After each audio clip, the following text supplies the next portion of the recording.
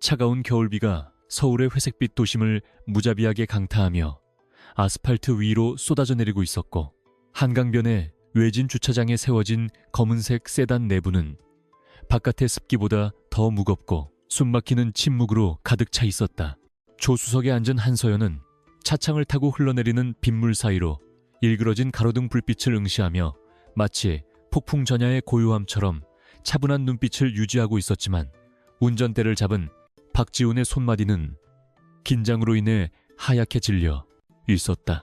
두 사람 사이를 흐르는 공기는 지난 5년간 그들이 공유해온 신뢰나 애정이 아니라 곧 닥쳐올 파국을 예고하는 날카로운 칼날과도 같았고, 지훈은 마침내 결심한 듯 거칠게 숨을 몰아쉬며 입을 열 준비를 하고 있었다. 박지훈은 떨리는 목소리를 감추기 위해 헛기침을 몇 번 하더니 시선을 서연에게 주지 못한 채 앞유리 너머의 어둠만을 응시하며 잔인한 말을 뱉어내기 시작했는데, 그것은 그들이 함께 쌓아올린 시간에 대한 사형 선고나 다름없었다. 그는 서연이 지난 몇 달간 밤을 지새우며 작성해준 대규모 도시개발 프로젝트의 합병 제안서 덕분에 태양건설의 전략기획팀장으로 승진하게 되었다는 사실을 뻔뻔하게도 자신의 능력으로 포장하며, 이제는 그녀가 자신의 앞날에 걸림돌이 된다고 말했다. 그는 이제 막 상류사회로 진입하려는 찰나의 서연과 같은 평범한 배경을 가진 여자는 더 이상 자신의 옆자리에 어울리지 않으며, 야망을 실현하기 위해서는 새로운 파트너가 필요하다는 사실을 노골적으로 드러내고 있었다. 한서연은 고개를 천천히 돌려 지훈을 바라보았는데, 그녀의 얼굴에는 그가 예상했던 충격이나 슬픔 대신 냉철한 분석가의 차가운 이성만이 감돌고 있어 오히려 지훈을 당황하게 만들었다. 그녀의 머릿속에서는 지훈과의 추억들이 주마등처럼 스쳐 지나가는 것이 아니라, 그가 회사에서 인정받을 수 있도록 자신이 뒤에서 조종하고 기획했던 수많은 전략 보고서와 위기, 대응 매뉴얼들의 데이터가 빠르게 스캔되고 있었다. 서연은 지훈이 스스로를 과대평가하고 있으며 자신의 도움 없이는 그가 그저 껍데기에 불과한 존재라는 사실을 누구보다 잘 알고 있었지만, 그는 지금 자신의 성공에 도취되어 그 본질을 망각한 채 가장 중요한 조력자를 헌신짝처럼 내버리려 하고 있었다. 지훈이 내세운 이별의 명분은 예상대로 태양건설의 주요 협력사인 대형자재 기업 회장의 막내딸 최유라였는데, 그는 그녀와의 결혼이 자신을 태양건설의 임원진으로 이끌어줄 황금 동아줄이라고 믿어 의심치 않는 눈치였다. 그는 사랑이라는 감정은 배고픈 현실 앞에서는 아무런 쓸모가 없는 사치품일 뿐이라며, 최유라가 가진 배경과 재력, 그리고 그녀의 아버지가 가진 인맥이 자신을 더 높은 곳으로 올려줄 것이라고 역설했다. 비겁한 변명들이 좁은 차 안을 가득 메우며 서연의 귓가에 울려 퍼졌지만, 그녀는 단 한마디도 대꾸하지 않은 채 그저 싸늘한 미소로 그의 궤변을 경청하며 그가 얼마나 타락하고 멍청한 선택을 하고 있는지 속으로 비웃고 있었다. 서연의 침묵이 길어지자 오히려 불안해진 것은 박지훈이었는데, 그는 서연이 울며 매달리거나 욕설을 퍼붓기를 기대했으나 그녀의 반응이 너무나도 고요하자 자신이 주도권을 쥐고 있다는 착각이 흔들리기 시작했다. 서연은 마침내 입을 열어 낮고 차분한 목소리로 지훈에게 물었는데, 그 내용은 그가 지금 앉아있는 그 팀장 자리가 과연 누구의 머리에서 나온 전략으로 얻어진 것인지, 그리고나 없이 혼자서 그 거대한 프로젝트를 감당할 자신이 있는지에 대한 본질적인 질문이었다. 그 질문은 지훈의 가장 아픈 곳을 찔렀고, 그는 자신의 무능력을 들킨 것 같은 수치심에 얼굴을 붉히며 목소리를 높여 서연의 말을 가로막으려 애썼다. 바로 그때 빗줄기를 뚫고 날카로운 헤드라이트 불빛이 차 안으로 들이닥치며 대화는 중단되었고, 붉은색 최고급 스포츠카 한 대가 요란한 배기음을 내며 그들의 차 옆에 바짝 붙어 멈춰섰다. 운전석 문이 열리고 화려한 털코트를 입은 최유라가 투명한 우산을 쓴 채 도도한 걸음걸이로 걸어 나왔는데, 그녀의 표정에는 세상 모든 것을 발 아래에 둔 듯한 오만함이 가득했다. 지훈은 황급히 창문을 내리고 비굴할 정도로 환한 미소를 지으며 그녀를 맞이했고, 유라는 조수석에 앉은 서연을 마치 더러운 벌레를 보듯 경멸 어린 시선으로 훑어보며 지훈에게 빨리 정리를 끝내고 자신과 함께 파티에 가자고 재촉했다. 박지훈은 유라의 등장이 자신에게 힘을 실어주기라도 한 듯 안주머니에서 두툼한 현금 봉투를 꺼내 서연의 무릎 위에 던지듯이 올려놓으며 이것이 지난 5년의 시간에 대한 보상이라고 말했다. 그는 이 돈이면 당분간 생활하는 데 지장이 없을 것이라며 이제 다시는 자신의 눈앞에 나타나지 말아달라는 모욕적인 당부를 덧붙였는데, 그의 태도는 마치 귀찮은 거지를 쫓아내려는 졸부에 그것과 다를 바가 없었다. 서연은 무릎 위에 놓인 봉투를 잠시 내려다보았지만 그 눈빛에는 돈에 대한 욕심이 아니라 인간으로서 최소한의 예의조차 저버린 남자에 대한 깊은 연민과 경멸이 담겨 있었다. 한서연은 천천히 봉투를 집어들어 지훈의 눈앞에서 흔들어 보인 뒤 가차없이 바닥에 카메트 위로 떨어뜨려 버렸고 차문을 열어 쏟아지는 빗속으로 발을 내디뎠다.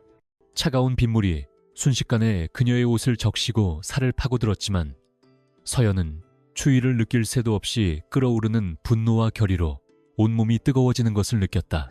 그녀는 열린 창문 틈으로 지훈을 똑바로 응시하며 그 돈은 나중에 당신이 겪게 될 수많은 소송과 위기를 막는 데 쓰는 편이 좋을 것이라는 의미심장한 경고를 남겼다.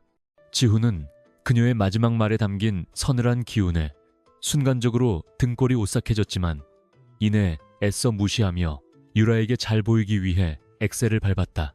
지훈의 차가 빗길을 가르며 멀어져가는 모습을 최유라는 조수석에서 백미러를 통해 지켜보며 승리감에 도취된 미소를 지었지만 빗속에 홀로 남겨진 서연의 모습은 처량하기보다는 오히려 거대한 폭풍을 앞둔 고목처럼 단단해 보였다. 서연은 얼굴을 타고 흐르는 것이 빗물인지 눈물인지 분간할 수 없는 상태였지만 젖은 머리카락을 쓸어 넘기는 그녀의 손길에는 더 이상 망설임이 없었다. 그녀는 오늘 밤 자신이 잃은 것은 사랑했던 연인이 아니라 자신의 발목을 잡고 있던 무능한 기생충이었음을 깨달았고, 그 깨달음은 그녀의 심장 깊은 곳에 잠재되어 있던 야망의 불씨를 거세게 타오르게 만들었다. 한서연은 빗줄기가 굵어지는 와중에도 발걸음을 옮겨 큰 길가로 향했는데 그녀의 머릿속은 이미 감정의 소용돌이를 지나 냉철한 계산과 계획으로 빠르게 재편되고 있었다. 그녀는 지훈이 제출한 합병 계획서의 부록 어딘가에 자신이 교묘하게 심어놓은 치명적인 논리적 오류와 법적 허점을 떠올렸고, 그것이 언젠가 그를 파멸로 이끌 시한폭탄이 될 것임을 확신했다. 그녀는 그저 버림받은 여자가 되어 숨어 지내는 대신 자신의 능력을 알아봐줄 진짜 주인을 찾아 그를 왕으로 만들고 자신은 그 옆에서 세상을 움직이는 여왕이 되겠다는 다짐을 굳건히 했다. 비에 젖은 구두가 무릉덩이를 밟을 때마다 튀어오르는 흙탕물은 마치 그녀가 앞으로 걸어가야 할 험난한 진흙탕 싸움을 예고하는 듯 했으나 서연의 눈빛은 강남의 화려한 스카이라인을 향해 흔들림 없이 고정되어 있었다.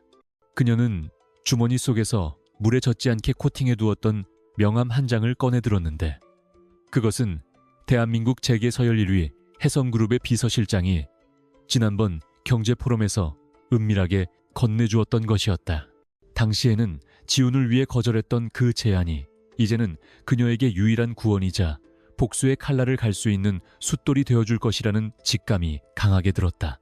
버스 정류장에 낡은 벤치에 앉은 서연은 해성그룹 본사가 위치한 거대한 마천루를 올려다보며 자신의 초라한 현재와 대비되는 그 압도적인 위용에 위축되기보다는 오히려 정복욕을 불태웠다.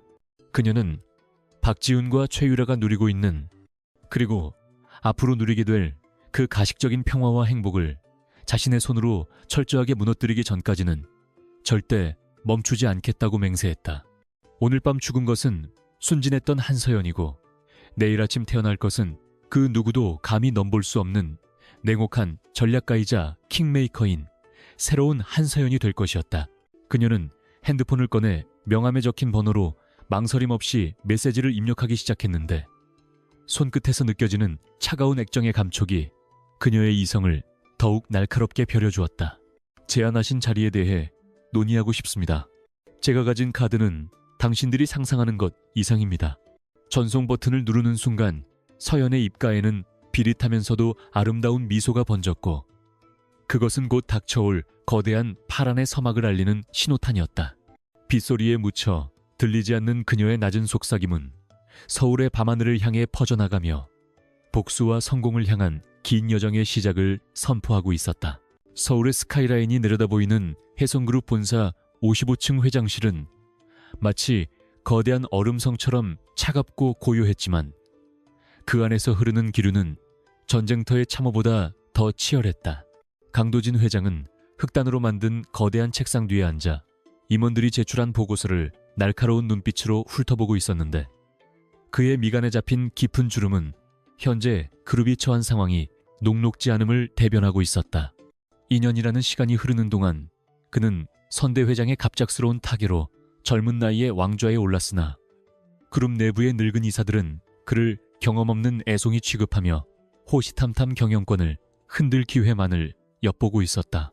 도지는 자신의 권위를 세우고 내부의 적들을 숙청하기 위해 누구보다 예리하고 냉혹한 칼날이 필요했고 그 칼날은 반드시 자신의 손안에서만 움직여야 하는 절대적인 충성심을 가진 존재여야 했다. 그때 육중한 마호간이 문이 열리고 비서실장이 긴장한 표정으로 들어와 방문객의 도착을 알렸는데 도지는 보고서에서 눈을 떼지 않은 채 짧게 고개를 끄덕여 들어오라는 신호를 보냈다. 문이 다시 열리자 또각거리는 하이힐 소리가 넓은 집무실의 정적을 깨며 울려 퍼졌고 한 여자가 당당한 걸음걸이로 들어와 도진의 책상 앞에 멈춰섰다. 그녀는 2년 전 빗속에서 처량하게 버림받았던 한서연이라고는 믿기 힘들 만큼 완벽하게 변신해 있었는데 몸에 딱 붙는 짙은 네이비색 슈트는 그녀의 냉철한 전문성을 돋보이게 했고 단발로 자른 머리카락은 그녀의 날카로운 턱선을 더욱 강조하고 있었다. 그녀는 이제 더 이상 누군가의 그림자가 아니라 재계의 뒤편에서 해결사로 명성을 떨치고 있는 고스트 전략가 한서연이었다. 강도진은 그제야 고개를 들어 서연을 응시했는데 그의 눈빛에는 호기심과 경계심이 동시에 서려 있었으나 서연은 그 압도적인 시선을 피하지 않고 똑바로 마주보았다.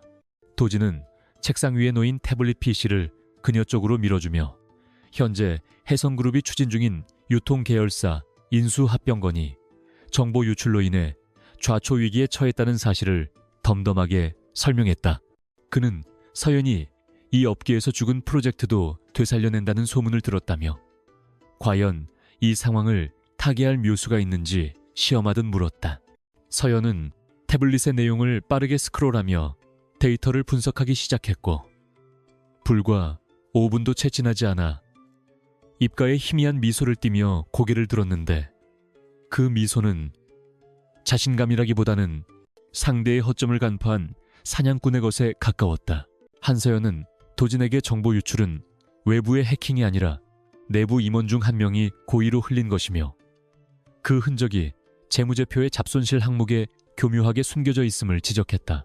그녀는 단순히 범인을 색출하는 것에 그치지 않고 오히려 이 유출된 정보를 역이용하여 경쟁사가 무리하게 입찰가를 높이도록 유도한 뒤 막판에 발을 빼 경쟁사의 자금줄을 마비시키는 역공작전을 제안했다. 도진은 그녀의 브리핑을 듣는 내내 표정의 변화가 없었으나 속으로는 감탄을 금치 못했는데 그녀의 발상은 기존의 늙은 임원들이 내놓는 방어적인 전략과는 차원이 다른 공격적이고 파괴적인 것이었기 때문이었다.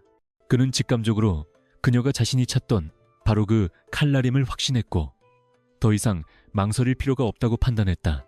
도진은 자리에서 일어나 통유리창 너머로 펼쳐진 서울 시내를 내려다보며 서연에게 비즈니스 파트너로서의 계약이 아닌 전혀 예상치 못한 제안을 던졌다.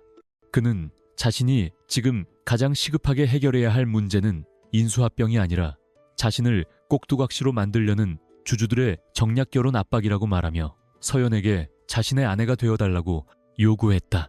그는 사랑이나 로맨스 따위의 감정적인 결합을 원하는 것이 아니라 서로의 등을 맡길 수 있는 완벽한 비즈니스 파트너로서의 결혼을 원한다고 덧붙였다.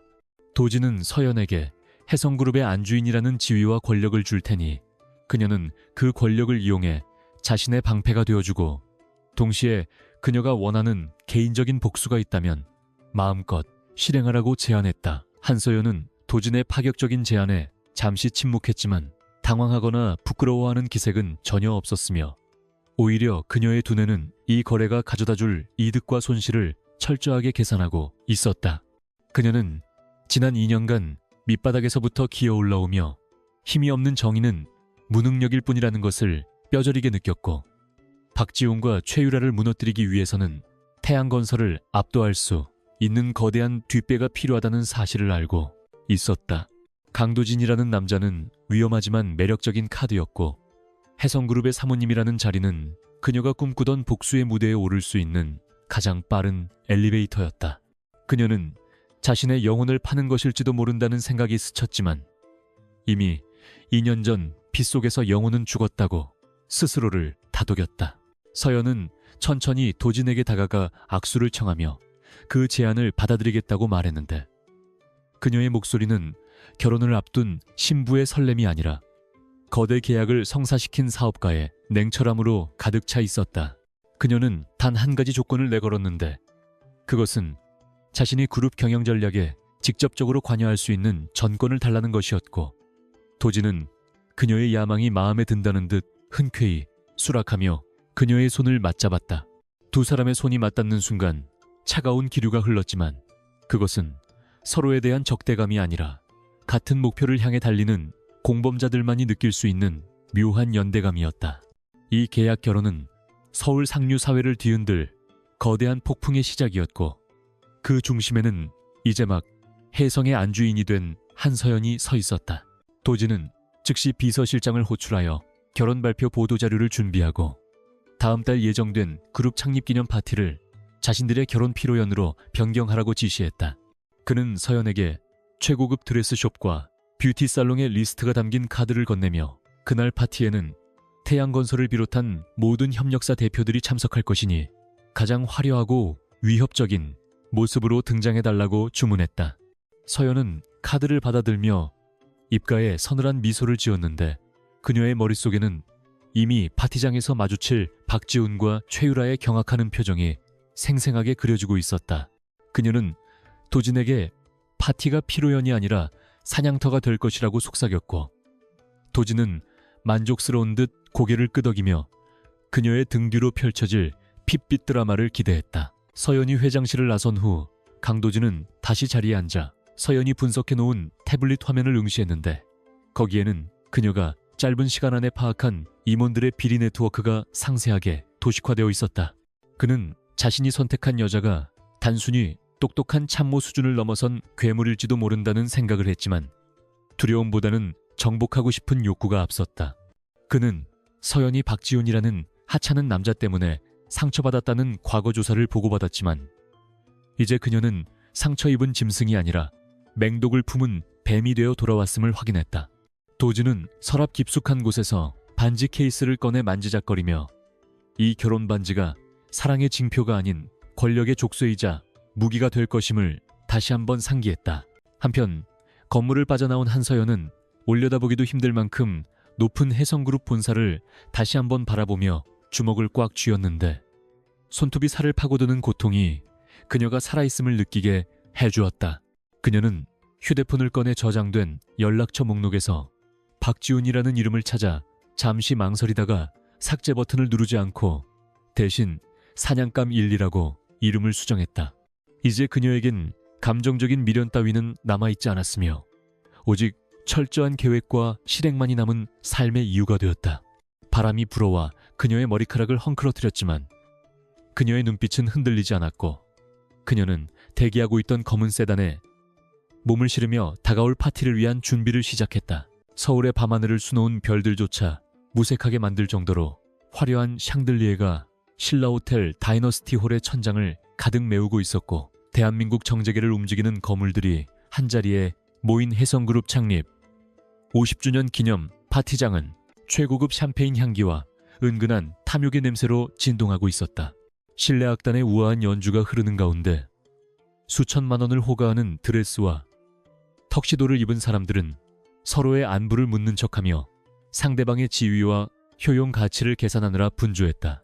그 화려한 인파 속에서 태양건설의 상무로 승진한 박지우는 긴장으로 인해 마른 침을 삼키며 넥타이를 매만지고 있었는데 그의 곁에는 오늘따라 더욱 도도한 표정으로 주위를 둘러보는 최유라가 팔짱을 끼고 서 있었다.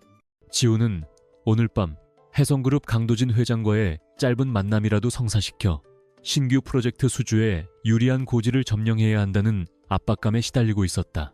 최유라는 자신의 약혼자가 된 지훈의 팔을 과시하듯 움켜쥐며 주변의 시선을 즐기고 있었는데 그녀는 자신이 입은 한정판 샤넬 드레스가 파티장에 그 누구보다 빛난다고 확신하며 콧대를 높이고 있었다. 그녀는 지나가는 웨이터에게 신경질적으로 샴페인 잔을 교체해달라고 요구하거나 자신보다 급이 낮다고 생각되는 중소기업 사장들의 인사를 노골적으로 무시하며 재벌가 영예로서의 특권의식을 가감없이 드러냈다.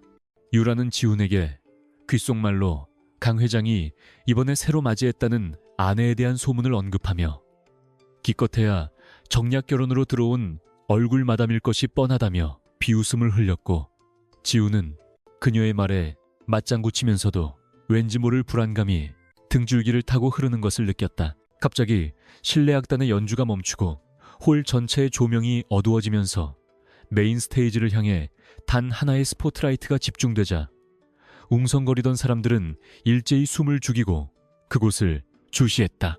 사회자의 소개와 함께 강도진 회장이 무대 위로 등장했는데 그의 압도적인 카리스마와 냉철한 표정은 좌중을 단숨에 제압하기에 충분했고 그는 짧고 강렬한 환영사를 마친 뒤 자신의 옆자리를 비워둔 채 잠시 침묵을 지켰다.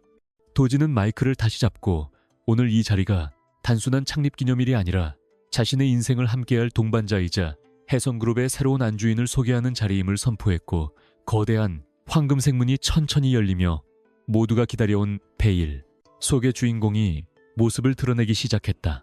문이 열리고 나타난 여자의 실루엣이 조명을 받아 빛나는 순간 박지우는 손에 들고 있던 샴페인 잔을 떨어뜨릴 뻔하며 비틀거렸는데 그의 눈앞에 펼쳐진 광경은 현실이라고 믿기에는 너무나 충격적이었다. 칠흑같이 어두운 검은색 벨벳 드레스를 입고 우아하게 올린 머리에 다이아몬드 티아라를 쓴 여자는 2년 전 비에 젖은 채 처량하게 떨고 있던 한서연이 아니라 고고한 여왕 그 자체였다. 그녀의 목에 걸린 사파이어 목걸이는 그녀의 차가운 눈동자만큼이나 시리게 빛나고 있었고 도진의 팔을 감싸준 그녀의 손길에는 조금의 망설임도 없는 당당함이 배어 있었다. 지우는 자신의 눈을 비비며 헛것을 보고 있다고 부정하고 싶었지만 그녀가 계단을 내려오며 짓는 미묘한 미소는 그녀가 한서연임을 잔인하게 확인시켜주고 있었다. 최유라 또한 얼어붙은 채 입을 다물지 못했는데 그녀는 처음에는 단순히 닮은 사람이라고 생각했으나 서연이 가까워질수록 느껴지는 특유의 분위기에 경악을 금치 못했다. 자신이 짓밟고 버린 여자가 대한민국 서열 1위 그룹의 사모님이 되어 자신을 내려다보고 있다는 사실은 유라의 자존심에 씻을 수 없는 상처를 입혔고 동시에 질투심과 분노가 화산처럼 폭발하게 만들었다.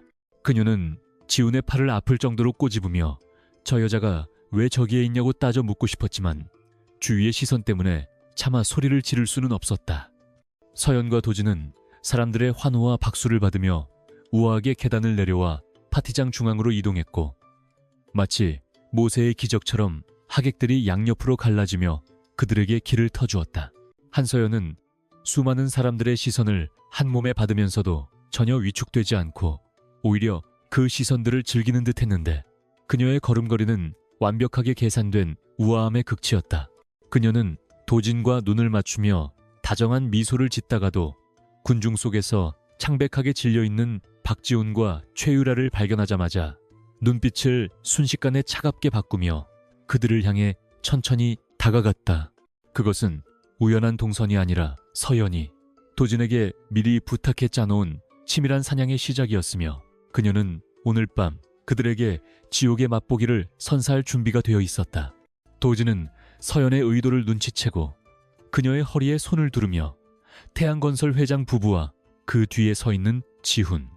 유라 쪽으로 발걸음을 옮겼다. 태양건설 회장은 해성그룹 회장이 직접 인사를 하러 오자 황송해하며 허리를 굽혔고, 도진은 의례적인 인사를 나눈 뒤 자연스럽게 자신의 아내인 서연을 소개했다. 서연은 고개를 살짝 끄덕이며 품위 있는 목소리로 인사를 건넸는데, 그녀의 시선은 태양건설 회장을 지나쳐 뒤에 서 있는 지훈과 유라에게 고정되었다. 지훈은 심장이 터질 것 같은 공포 속에서 억지로 미소를 지어 보이려 했지만 입과 근육이 경련을 일으켜 기괴한 표정이 되었고, 유라는 분노로 붉어진 얼굴을 부채로 가리며 애써 시선을 피하고 있었다. 서연은 도진에게 저 두 분은 누구시냐고 짐짓 모르는 척 물었고, 그 질문은 지훈에게 마치 사형 선고를 내리는 판사의 망치 소리처럼 들렸다. 도진이 태양건설의 차기 후계자 커플이라고 소개하자 서연은 아, 그렇군요 라고 짧게 답하며 한 걸음 더 가까이 다가갔는데, 그 압박감에 지훈은 저도 모르게 뒷걸음질을 칠 뻔했다. 서연은 유라를 향해 드레스가 참 인상적이네요. 지난 시즌 파리 컬렉션에서 봤던 디자인 같은데 안목이 독특하시군요 라고 칭찬인지 비아냥인지 모를 말을 건넸다. 그것은 유라가 입은 옷이 최신상이 아니라 2월 상품임을, 혹은 그녀의 스타일이 유행에 뒤떨어졌음을 은연중에 지적하는 고도의 화법이었고, 패션에 목숨을 거는 유라에게는 그 어떤 욕설보다 더 치욕적인 모욕이었다.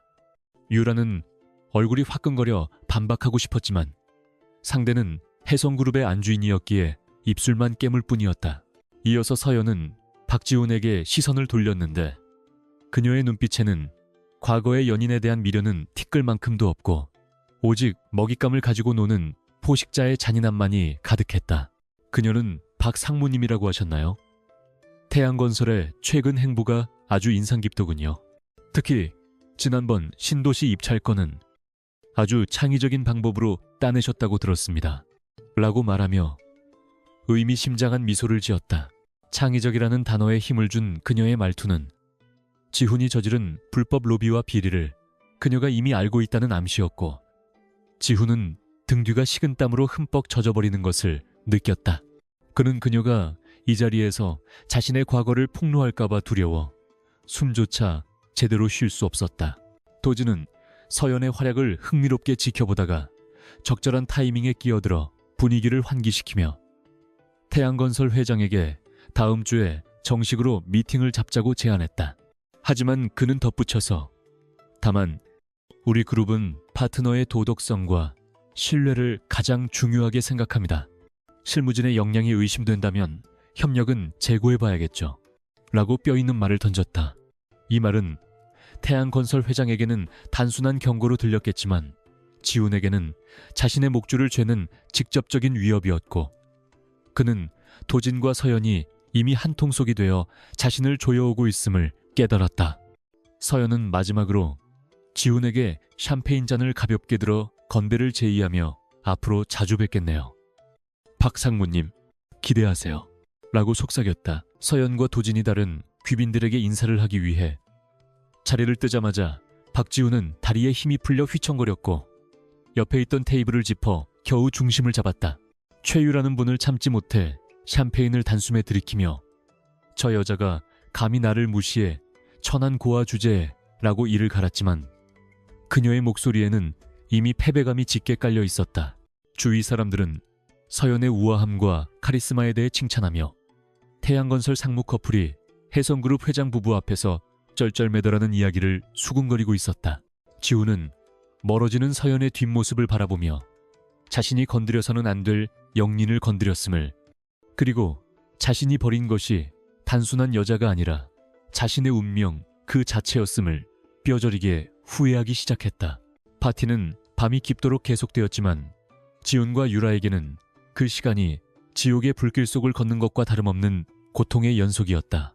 그들은 어디를 가든 서연의 시선이 자신들을 쫓고 있다는 착각에 시달렸고, 사람들의 웃음소리가 자신들을 향한 비웃음처럼 들려 괴로워했다. 반면 한서연은 파티장의 가장 높은 곳에서 도진과 함께 샴페인을 마시며 아래를 내려다보고 있었는데, 그녀의 눈에는 이제 막 시작된 복수극의 짜릿한 전율이 감돌고 있었다. 그녀는 도진에게 시작이 나쁘지 않네요. 라고 말했고, 도진은 그녀의 손등에 키스하며 당신은 정말 무서운 여자야. 그래서 더 매력적이고 라고 답했다. 서울의 밤은 깊어갔지만 서연의 복수는 이제 막 여명을 맞이하고 있었다. 서울 도심의 스카이라인이 한눈에 들어오는 혜성그룹 본사 30층 대회의실은 숨막힐 듯한 긴장감으로 가득 차 있었고, 공기청정기가 돌아가는 낮은 기계음만이 그 정막을 간신히 유지하고 있었다. 이곳은 대한민국 재계를 움직이는 수많은 결정들이 내려지는 심장부였으며, 오늘 이곳에서 열릴 태양건설과의 합작 프로젝트 최종 협상 테이블은 단순한 비즈니스 미팅을 넘어선 보이지 않는 칼날들이 오가는 처형대가 될 예정이었다. 박지우는 태양건설 측 협상단 수석 대표 자격으로 회의 테이블 한쪽에 앉아 있었지만, 그의 등은 식은땀으로 축축하게 젖어 있었고 값비싼 이탈리아산 맞춤 정장이 무색할 정도로 그의 어깨는 딱딱하게 굳어 있었다. 그는 며칠 전 파티장에서의 굴욕적인 조우 이후 잠을 제대로 이루지 못했으나, 이번 협상만은 반드시 성공시켜 자신의 능력을 증명하고 혜성그룹의 사모님이 된 한서연에게도 자신의 가치를 인정받겠다는 비틀린 오기를 품고 있었다. 지우는 테이블 아래에서 덜덜 떨리는 손을 애써 진정시키며 준비해온 프레젠테이션 자료를 다시 한번 점검했는데, 그가 믿는 구석은 단 하나. 과거 서연이 자신을 사랑했을 때 보여주었던 그 헌신적이고 마음 약한 모습이었다. 그는 서연이 비록 지금은 차가운 재벌가 사모님 행세를 하고 있지만 단둘이 마주하거나 과거의 추억을 자극하면 분명히 흔들릴 것이라는 착각에 빠져 있었다. 그는 협상 도중에 은밀하게 과거의 애칭을 부르거나 두 사람만이 아는 에피소드를 언급하여 그녀의 심리를 교란시키고 그것을 이용해 태양건설에 유리한 조건을 이끌어낼 요량이었다. 그것은 비열하기 짝이 없는 전략이었지만 궁지에 몰린 지훈에게는 그것이 유일한 동아줄처럼 보였다. 약속된 시간이 정확히 되자 육중한 회의실 문이 열리고 혜성그룹 측 협상단이 입장했는데, 그 선두에는 강도진 회장이 아닌 한서연 이사가 서 있었다. 그녀는 파티장에서 보여주었던 화려한 드레스 대신 날카로운 재단이 돋보이는 짙은 회색 정장을 입고 있었고, 머리카락은 한 올의 흐트러짐도 없이 단정하게 빗어넘겨 냉철한 비즈니스 우먼의 아우라를 뿜어내고 있었다. 그녀의 뒤를 따르는 혜성그룹의 임원들은 모두 업계에서 산전수전 다 겪은 베테랑들이었지만, 그들조차 서연의 뒤에서는 한 수 접고 들어가는 듯한 경외감을 보이고 있었다. 서연은 회의실 중앙의 상석에 앉아 건너편의 지훈을 무감각한 시선으로 바라보았는데, 그 눈빛에는 사적인 감정은커녕 인간적인 온기조차 느껴지지 않는 완벽한 타인을 대하는 태도만이 존재했다. 회의가 시작되자 박지우는 떨리는 목소리를 가다듬고 태양건설이 야심차게 준비한 스마트시티 조성 사업에 대한 프레젠테이션을 시작했다. 그는 화려한 그래픽과 거창한 미사여구를 동원하여 이 프로젝트가 혜성그룹에 막대한 이익을 가져다 줄 것이라고 역설했고, 준비된 대본을 읽어내려가는 그의 목소리에는 점차 자신감이 붙기 시작했다. 그는 틈틈이 서연의 표정을 살폈으나 그녀는 마치 밀랍 인형처럼 미동도 하지 않은 채 그저 손에 든 만년필을 규칙적으로 돌리고 있을 뿐이었다. 지훈은 발표의 클라이맥스 부분에서 혜성그룹의 자금 투자가 필수적임을 강조하며 서연을 향해 의미심장한 눈빛을 보냈다. 그는 한 이사님께서도 잘 아시다시피 신뢰와 믿음은 하루아침에 쌓이는 것이 아닙니다. 저희가 공유했던 긴 시간만큼이나 이 프로젝트의 성공을 확신합니다. 라고 말하며 공적인 자리에 어울리지 않는 사적인 뉘앙스를 풍겼다. 태양건설 측 직원들은 지훈의 대담한 발언에 당황했지만 혜성그룹 임원들은 불쾌한 기색을 내비쳤는데, 오직 한서연만이 펜 돌리는 것을 멈추고 천천히 입을 열었다. 그녀의 목소리는 낮았지만 회의실 전체를 얼어붙게 만들 만큼 서늘하고 명확했다. 그녀는 지훈의 감성 파리식 발언을 철저히 무시한 채 박상무님, 서론이 너무 길군요. 제가 듣고 싶은 것은 모호한 신뢰나 믿음 따위가 아니라 구체적인 데이터와 리스크 해지 방안입니다. 라고 잘라 말했다. 그녀는 테이블 위에 놓인 두툼한 보고서를 펼치며 34페이지를 보시죠. 여기서 제시한 예상 수익률은 토지 보상비가 현재 시세로 동결되었을 때를 가정한 수치입니다. 하지만 해당 지역은 이미 투기 과열 지구로 지정되어 지가가 지난달 대비 15% 급등했습니다. 이 변수를 적용하면 수익률은 마이너스로 전환되는데 이에 대한 대책은 뭡니까? 라고 날카롭게 지적했다. 박지우는 예상치 못한 기습 질문에 말문이 막혀 뻐끔거렸는데 그는 사실 이 보고서의 세부 내용을 완벽하게 숙지하지 못한 상태였고 그저 부하 직원들이 작성해준 요약본만 달달 외워온 터였다. 그는 당황하여 서류를 뒤적거리며 그 부분은 저희가 관할 구청과 협의하여 조정할 예정이며 라고 얼버무렸지만 서연은 그에게 숨쉴 틈조차 주지 않았다. 그녀는 협의어 비즈니스에서 예정이라는 단어만큼 무책임한 것은 없습니다. 그리고 42페이지의 자재 수급 계획을 보면 철근 공급처가 최유라 씨의 부친이 운영하는 회사로 되어 있더군요. 시장가보다 10%나 높은 단가로 책정된 이유가 뭡니까? 이것이 태양건설이 말하는 신뢰입니까? 아니면 내부자 거래를 통한 배불리기입니까? 라고 쏘아붙였다. 서연의 지적은 정확하고 치명적이었는데 그녀는 단순히 보고서의 숫자를 읽는 것을 넘어 그 이면에 숨겨진 비리와 부실함을 꿰뚫어보고 있었다. 회의실 내의 공기는 순식간에 바뀌어 태양건설 측은 쥐구멍이라도 찾고 싶은 심정이 되었고 해성그룹 임원들은 서연의 압도적인 정보력과 분석력에 감탄하며 고개를 끄덕였다. 지후는 얼굴이 시뻘개져서 식은땀을 줄줄 흘리며 변명거리를 찾으려 애썼지만 입을 열수록 자신의 무능함만 드러낼 뿐이었다. 그는 다급한 마음에 한서연, 아니, 한 이사님, 너무 가혹하신 것 아닙니까? 우리가 남도 아니고 제 체면을 봐서라도 라고 속삭이듯 말하며 애원조의 눈빛을 보냈지만 그것은 서연의 화를 돋우는 최악의 실수였다.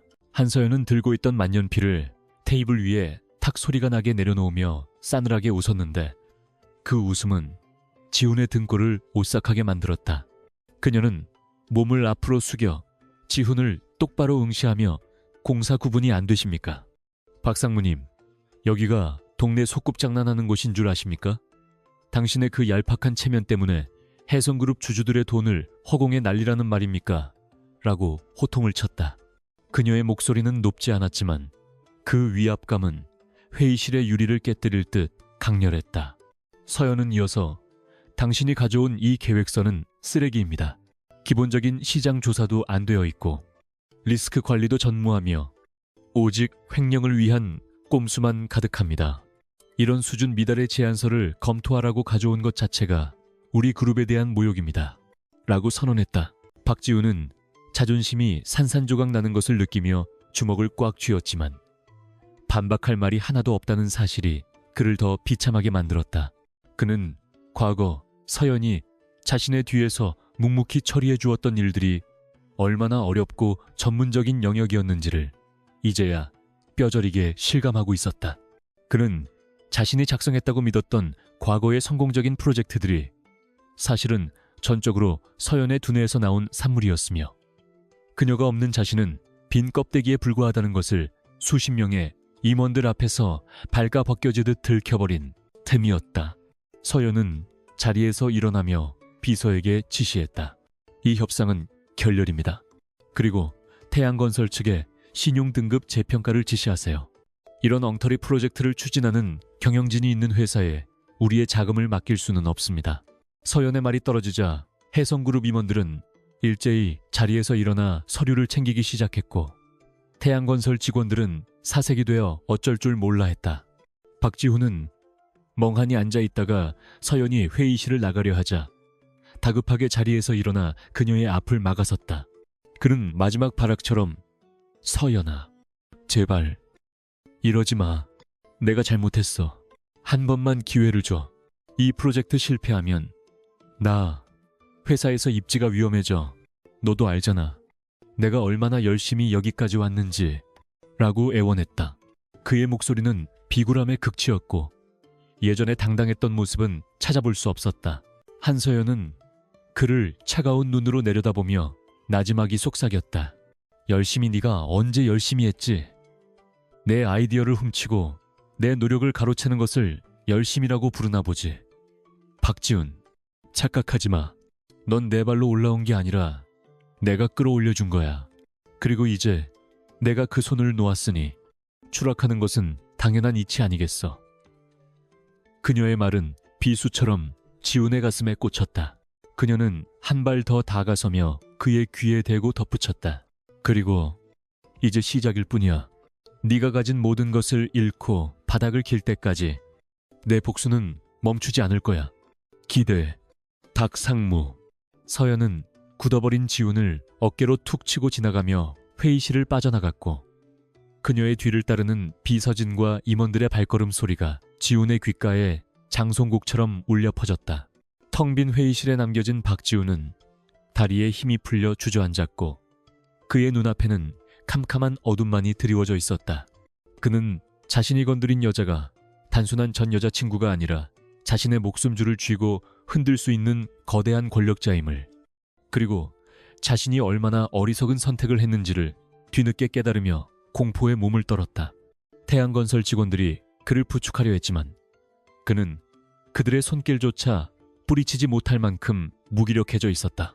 한편 복도를 걸어가는 한서연의 표정은 회의실 안에서의 냉혹함과는 달리 미묘한 쓸쓸함과 허탈함이 스쳐 지나갔다. 그녀는 자신의 손으로 과거의 연인을 처참하게 짓밟았지만 그것이 주는 쾌감보다는 씁쓸함이 더 크다는 것을 느꼈다. 하지만 이내 그녀는 고개를 저으며 마음을 다잡았다. 이것은 감정의 문제가 아니라 생존의 문제이자 정의의 구현이라고 스스로에게 최면을 걸었다. 엘리베이터 앞에서 기다리고 있던 강도진 회장이 그녀를 맞이하며 빙그레 웃었다. 대단하더군. 회의실 안에 CCTV로 다 지켜봤어. 박상무 표정이 아주 볼만하던데. 도진의 칭찬에도 서연은 담담하게 대꾸했다. 아직 멀었습니다. 그가 가진 것을 완전히 잃게 하려면 더 큰 한방이 필요합니다. 도진은 서연의 어깨를 감싸며 그 한방, 이미 준비되어 있어. 당신이 뿌린 씨앗이 곧 싹을 틔울 거야.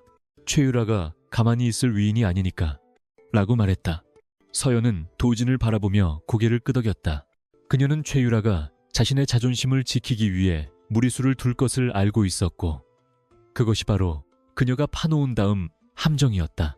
두 사람은 엘리베이터에 올라탔고 문이 닫히는 순간 서연의 눈빛은 다시 한번 차갑게 빛났다.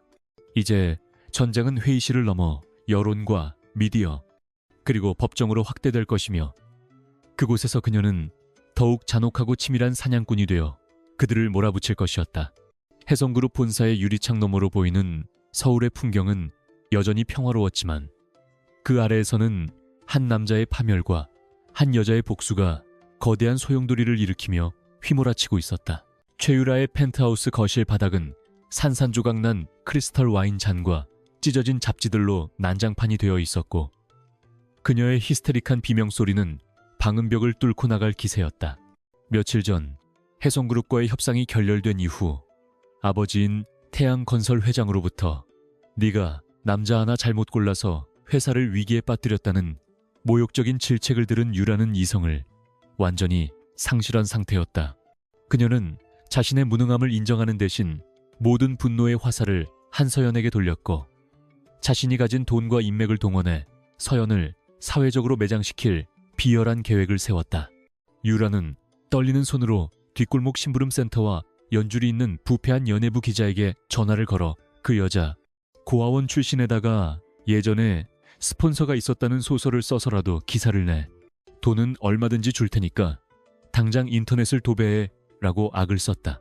다음날 아침 대한민국 인터넷 포털 사이트의 실시간 검색어는 재벌가 신데렐라의 두 얼굴, 해성그룹 사모님, 과거 등의 자극적인 키워드로 도배되기 시작했다. 출처를 알 수 없는 찌라시와 익명 게시판의 글들은 서연이 대학 시절 학비를 벌기 위해 유흥업소에서 일했다거나 재벌 2세들에게 의도적으로 접근했다는 터무니없는 루머들을 사실인 양포날랐다. 대중들은 진실 여부보다는 자극적인 가십거리에 열광하며 악성 댓글을 쏟아냈고, 혜성그룹의 홍보팀은 빗발치는 문의 전화에 업무가 마비될 지경이었다. 최유라는 자신의 태블릿 PC로 실시간 반응을 확인하며 비틀린 미소를 지었는데, 그녀는 이것이 서연에게 치명타를 입히고 강도진 회장과의 사이를 갈라놓을 결정적인 한방이라고 믿어 의심치 않았다. 하지만 정작 당사자인 한서연은 혜성그룹 회장실의 소파에 앉아 향기로운 에스프레소를 즐기며 자신의 얼굴이 대문짝만하게 실린 태블릿 화면을 마치 남의 일인 양 평온하게 바라보고 있었다. 강도진은 분노를 참지 못하고 얼굴이 붉어져 법무팀장에게 당장 명예훼손 고소와 최초 유포자 색출을 지시하려 했으나 서연은 가볍게 손을 들어 그를 제지했다. 그녀는 회장님, 조금만 더 기다리세요. 불이 더 크게 번져야 연기가 확실하게 피어오르는 법입니다. 지금 우리가 반응하면 그들은 우리가 당황했다고 착각하고 더 깊은 수렁으로 걸어 들어올 겁니다. 라고 차분하게 말했다. 그녀의 눈빛은 먹잇감이 덫에 걸리기를 기다리는 노련한 사냥꾼의 그것이었고, 도진은 그녀의 대담함에 다시 한번 혀를 내둘렀다. 서연은 이미 며칠 전부터 최유라가 언론 플레이를 할 것을 예측하고 있었고, 오히려 그것을 역이용할 함정을 파놓은 상태였다. 그녀는 유라가 퍼뜨린 루머들이 대중의 관심을 최고조로 끌어올린 바로 그 시점이 자신이 준비한 진짜 폭탄을 터뜨릴 골든타임이라고 판단했다. 점심시간이 지나고 오후 2시가 되자 서연은 비서실장에게 신호를 보냈고, 혜성그룹은 서연의 사생활 해명이 아닌 태양건설 불법 비자금 및 입찰 담합 증거 포착이라는 충격적인 타이틀의 보도자료를 배포했다. 이것은 단순한 가십이 아니라 기업의 존폐를 뒤흔들 수 있는 중대 범죄 혐의였기에 언론의 관심은 순식간에 서연의 과거에서 태양건설의 비리로 옮겨갔다. 혜성그룹 감사팀이 공개한 자료는 치명적일 만큼 구체적이었는데, 거기에는 박지훈이 태양건설 전략기획팀장 시절부터 주도해온 하청업체 갑질, 공사비 부풀리기, 그리고 최유라의 부친 소유 자재 회사로 흘러들어간 수백억 원대의 비자금 내역이 고스란히 담겨 있었다. 특히 가장 결정적인 증거는 박지훈이 직접 서명한 이면 계약서와 그가 뇌물을 전달하며 나눈 통화 녹취록이었는데, 이 녹취록은 서연이 과거 지훈과 사귈 때 그가 술에 취해 자랑하듯 떠들었던 내용을 몰래 저장해 두었던 클라우드에서 복구한 것이었다. 서연은 그 당시에는 혹시 모를 보험으로 남겨두었으나 그것이 오늘날 그를 파면시킬 가장 날카로운 비수가 되어 돌아온 셈이었다. 사태는 걷잡을 수 없이 커져 서울중앙지검 특수부는 즉각 태양건설 본사와 박지훈의 자택에 대한 압수수색 영장을 발부받아 전격적인 수사에 착수했다. TV 뉴스 화면에서는 파란색 압수수색 박스를 든 검찰 수사관들이 태양건설 로비로 들이닥치는 장면이 생중계되었고, 찌라시를 보며 낄낄거리던 박지훈은 사색이 되어 리모컨을 떨어뜨렸다. 그는 자신의 이름이 뉴스 앵커의 입에서 범죄 혐의자로 거론되는 것을 멍하니 바라보며 현실을 부정하려 했지만, 쉴 새 없이 울리는 휴대폰 벨소리는 이것이 악몽이 아닌 잔혹한 현실임을 일깨워주고 있었다. 그의 휴대폰 화면에는 장인어른이라는 이름이 뜨고 있었지만 그는 차마 전화를 받을 용기가 나지 않아 배터리를 분리해버렸다. 최유라는 자신의 계획이 완전히 빗나갔음을 깨닫고 공포에 질려 박지훈의 오피스텔로 달려왔는데, 그녀의 눈에는 더 이상 사랑이나 연민 따위는 존재하지 않았다. 그녀는 문을 열자마자 웅크리고 앉아있는 지훈의 뺨을 세차게 올려붙이며 "너 때문에 우리 아빠 회사까지 망하게 생겼어. 네가 다 뒤집었어. 너 혼자 한 짓이라고 해." 라고 악을 썼다. 유라는 자신이 저지른 언론 플레이가 오히려 검찰 수사의 명분을 만들어주었다는 사실을 인정하지 않고 모든 책임을 지훈에게 전가하며 그를 꼬리 자르기 위한 희생양으로 삼으려 했다. 바닥을 구르는 지훈을 바라보는 유라의 표정은 악귀처럼 일그러져 있었고, 두 사람 사이의 허울뿐인 사랑은 위기 앞에서 처참하게 깨져나갔다. 박지훈은 얼얼한 뺨을 감싸주고 유라를 올려다보았는데, 그는 처음으로 이 여자가 얼마나 이기적이고 잔인한 존재인지를 똑똑히 목격했다. 그는 서연이 자신을 떠날 때 남겼던 경고가 귓가에 맴도는 것을 느꼈다. 그 여자가 널 사랑해서 만나는 것 같아. 넌 그저 액세서리일 뿐이야. 서연의 말이 소름 끼치도록 정확했음을 깨달은 지우는 허탈한 웃음을 터뜨리기 시작했다. 그는 자신이 황금 동아줄이라고 믿고 잡았던 것이 실은 썩은 동아줄이었으며 자신이 진짜 보석을 버리고 돌멩이를 주었다는 사실에 뼈저린 후회가 밀려왔다. 그는 유라의 바짓가랑이를 잡고 나 좀 살려줘. 유라야, 내가 감옥에 가면 너도 무사하지 못해. 우리 같이 한 일이잖아. 라고 애원했지만 유라는 그를 벌레처럼 털어냈다.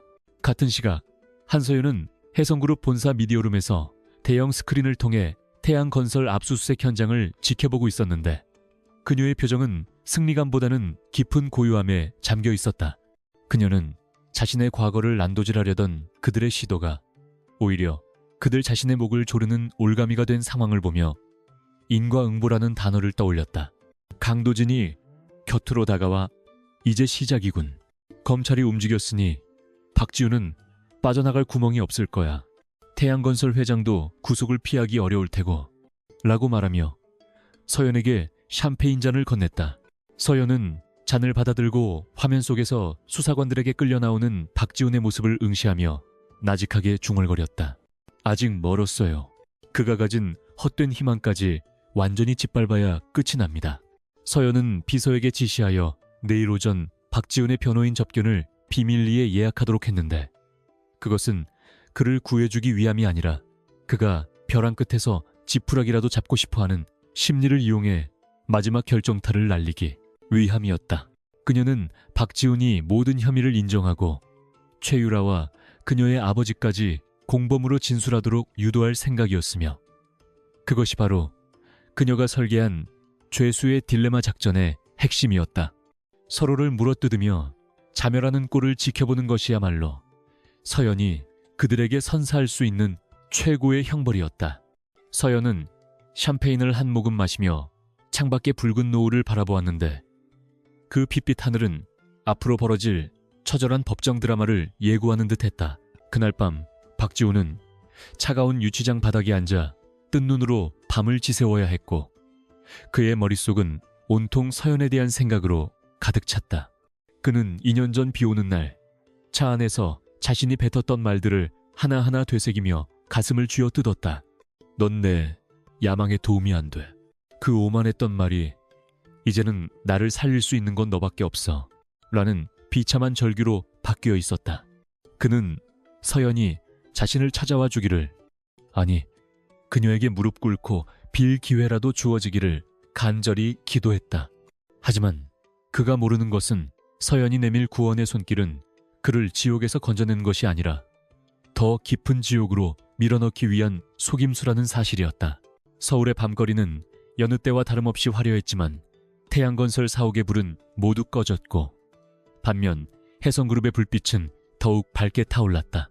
인터넷 여론은 완전히 반전되어 서연은 부패 기업에 맞서 정의를 구현한 내부 고발자이자 강단 있는 경영인으로 추앙받기 시작했고 최유라는 갑질녀, 범죄자 집안의 딸이라는 낙인이 찍혀 사회적으로 매장될 위기에 처했다.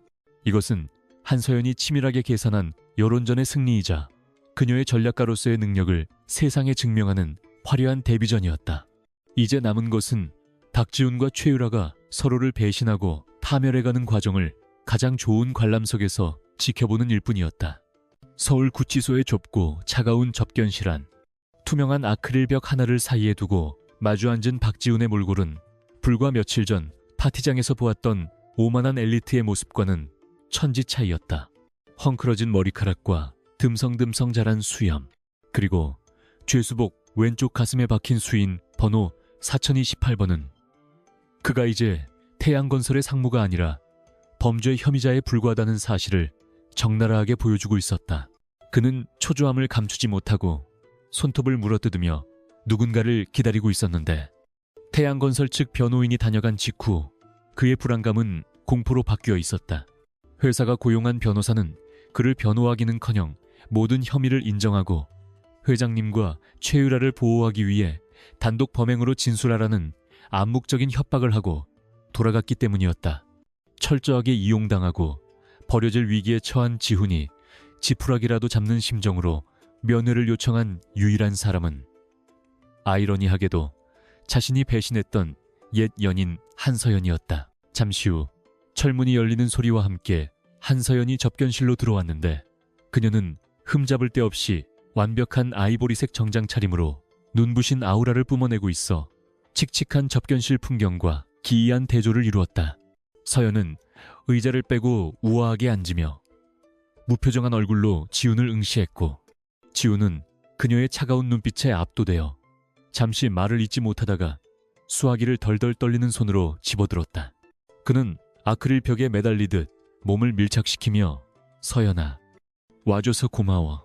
정말 보고 싶었어. 라고 비굴하게 읍소했다. 그의 목소리는 절박함으로 갈라져 있었지만 서연은 그 말 속에 담긴 이기적인 생존 본능을 꿰뚫어 보고 있었기에 입가에 희미한 조소를 띄울 뿐이었다. 한서연은 수화기를 귀에 대고 감정 없는 목소리로 보고 싶었다는 말은 아껴둬. 네가 나를 부른 건 감상팔이나 하려는 게 아니잖아. 시간이 없으니 본론만 말해. 라고 차갑게 잘라 말했다. 지훈은 침을 꿀꺽 삼키며 주위를 두리번거린 뒤 목소리를 낮춰 나 좀 꺼내줘. 혜성그룹 힘이면 가능하잖아. 강 회장한테 말 좀 잘해줘. 내가 나가면 네가 하라는 대로 다 할게. 태양건설 비리 자료 내가 다 가지고 있어. 라고 애원했다.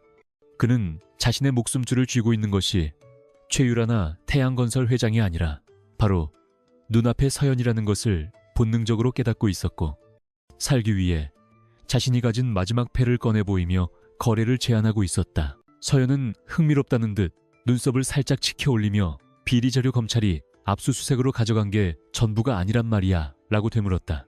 지훈은 고개를 세차게 끄덕이며 진짜는 따로 있어. 최유라 아버지가 정치권에 로비한 내역이랑 비자금 장부 원본 그거 내가 따로 숨겨뒀어. 내 개인 금고에 있다고. 그거면 태양건설 공중분해시키는 건 일도 아니야. 라고 다급하게 속삭였다. 그는 자신이 살기 위해 약혼녀의 집안을 멸문지화시킬 수 있는 치명적인 증거를 서연에게 바치겠다고 자청하고 있었다. 이것이야말로 서연이 기다리던 순간이었지만 그녀는 내색하지 않고 의심스러운 표정을 지으며 그를 더욱 벼랑 끝으로 몰아붙였다. 글쎄, 내가 널 어떻게 믿지? 넌 2년 전에도 내 등을 찌른 사람이야. 지금 그 말이 사실이라는 보장도 없고 내가 널 꺼내준 뒤에 네가 다시 최유라 편에 붙지 않으리라는 보장도 없잖아. 서연의 냉정한 지적에 박지훈은 미칠 듯이 답답해하며 가슴을 쳤다. 그는 아니야. 맹세의 최유라. 그녀는 날 버렸어. 변호사 시켜서 나한테 다 뒤집어 쓰라고 했다고. 그런 년을 내가 왜 봐줘. 난 이제 너밖에 없어. 서연아, 제발 예정을 생각해서라도 한 번만 믿어줘. 라고 울부짖었다. 그의 눈에서는 악어의 눈물 같은 액체가 흘러나왔고 분노와 배신감으로 일그러진 얼굴은 그가 얼마나 바닥까지 추락했는지를 여실히 보여주었다. 한서연은 잠시 고민하는 척 침묵을 지키다가 마치 큰 결심을 한 듯 몸을 앞으로 숙이며 은밀하게 제안했다. 좋아. 기회는 딱 한 번뿐이야. 하지만 말로만 하는 맹세는 필요 없어. 확실한 증거를 줘. 지금 당장 내 입으로 최유라와 그녀의 아버지가 시킨 일이라는 걸 구체적으로 진술하고 그 비밀 장부의 위치를 나한테 넘겨. 그러면 내가 혜성그룹 법무팀을 움직여서 널 불구속 수사로 빼내줄게. 그것은 달콤한 독이 든 성배였지만 이성을 잃은 지훈에게는 유일한 구명줄처럼 보였다. 그는 망설임 없이 고개를 끄덕이며 알겠어. 다 말할게. 장부는 내 오피스텔 지하 주차장 개인 창고 환기구 안쪽에 숨겨져 있어. 비밀번호는 우리 처음 만난 날짜야. 라고 술술 불기 시작했다. 서연은 핸드백 속에 숨겨둔 고성능 녹음기가 돌아가고 있음을 확인하며 지훈이 털어놓는 모든 자백을 빠짐없이 기록했다. 지훈은 마치 고해성사를 하듯 최유라가 지시한 불법 하도급, 그녀의 아버지가 지시한 정관계, 로비 액수와 대상자 명단, 그리고 그들이 자신을 어떻게 이용하고 협박했는지에 대해 낱낱이 털어놓았다. 그는 이야기를 할수록 흥분하여 최유라에 대한 저주 섞인 욕설을 퍼부었고, 그녀는 악마야. 나를 사랑한 게 아니라 내 노예 근성을 사랑한 거라고라며 소리쳤다. 서연은 그 모습을 보며 묘한 쾌감과 함께 씁쓸함을 느꼈다. 자신이 한때 사랑했던 남자가 이렇게까지 비열하고 나약한 존재였다는 사실을 다시 한번 확인하는 순간이었기 때문이었다. 모든 자백이 끝나자 서연은 자리에서 일어나 옷매무새를 다듬으며 잘 들었어. 박지훈, 장부는 내가 안전하게 확보할게 라고 말했다. 지훈은 안도감에 젖은 눈빛으로 그럼 변호사는 언제 오는 거야? 나 오늘 나갈 수 있는 거지? 라고 물었지만 서연의 표정은 이미 들어올 때의 차가움보다 더 싸늘하게 굳어 있었다.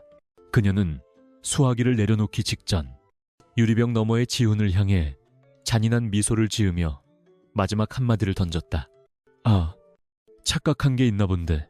나는 널 감옥에서 꺼내주는 게 아니라 널 감옥에서 영원히 썩게 만들기 위해 온 거야. 이 녹음 파일은 검찰뿐만 아니라 최유라에게도 보내줄게. 둘이서 서로 물어뜯는 꼴이 아주 볼만하겠어. 박지훈은 자신의 귀를 의심하며 멍하니 서연을 바라보다가 그녀의 말이 의미하는 바를 깨닫고 미친 사람처럼 유리벽을 두드리기 시작했다. 한서연, 너 지금 뭐라고 했어? 안 돼. 야, 거짓말이지. 나한테 이러면 안 되잖아. 그의 절규는 방음벽에 막혀 희미하게 들려왔지만 공포에 질려 튀어나올 듯한 눈동자와 일그러진 입모양은 그가 겪고 있는 절망을 생생하게 전달하고 있었다. 교도관들이 달려와 난동을 부리는 지훈을 제압하여 끌고 나갔고, 그는 끌려가면서도 계속해서 서연의 이름을 부르짖었지만 서연은 뒤도 돌아보지 않고 접견실을 빠져나왔다. 접견실 밖에는 강도진 회장이 차에 기대어 서연을 기다리고 있었다. 그는 창백하지만 결의에 찬 표정으로 걸어 나오는 서연을 맞이하며 따뜻한 코트를 어깨에 덮어주었다. 끝났어. 도진의 물음에 서연은 핸드백에서 녹음기를 꺼내 흔들어 보이며 고개를 끄덕였다. 네, 제 손으로 제 과거를 완전히 끊어냈어요. 이제 박지훈은 태양건설과 최유라에게 쫓기는 신세가 될 거예요. 감옥 안이 차라리 그에게는 더 안전할지도 모르겠네요. 서연의 목소리에는 이제 떨림이 없었다.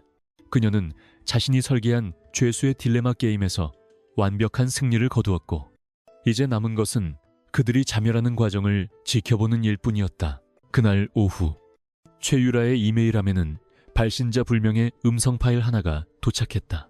파일을 재생한 유라의 얼굴은 경악과 배신감으로 불그락푸르락해졌는데 그 안에는 자신이 사랑했던 남자가 자신을 악마라고 부르며 온갖 비리를 낱낱이 고발하는 목소리가 담겨 있었다.